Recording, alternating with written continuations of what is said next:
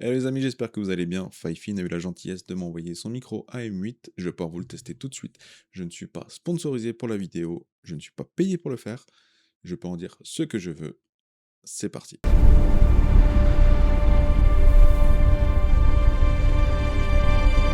Donc, le Fifine AM8, qu'est-ce que c'est? C'est un micro dynamique. C'est-à-dire que c'est un micro qui ne va prendre que le son de votre voix qui est à l'avant.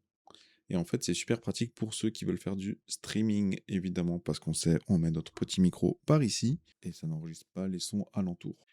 Je vais quand même essayer de vous le filmer correctement, parce que je vais vous présenter comment est-ce qu'il se présente. Donc, en première partie, vous avez un nano LED que vous allez pouvoir modifier comme vous le souhaitez en appuyant juste sur cette petite touche. Si c'est pas beau tout ça, toutes ces petites lettres qui changent.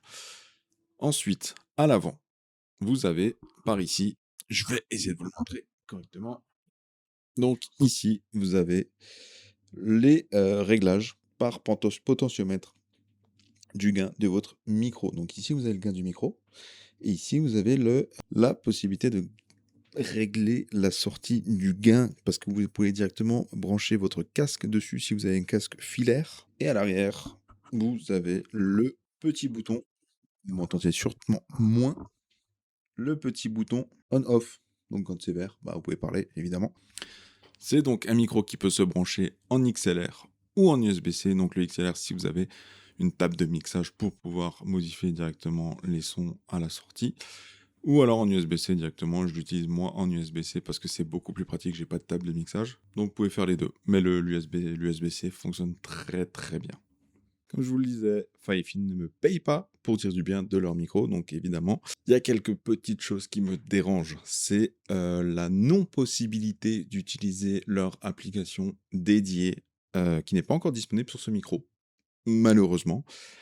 À part ça, je trouve que c'est quand même un très très bon micro. Le fait que ce soit un micro dynamique, je trouve qu'il prend quand même un petit peu le son du bras quand on l'utilise.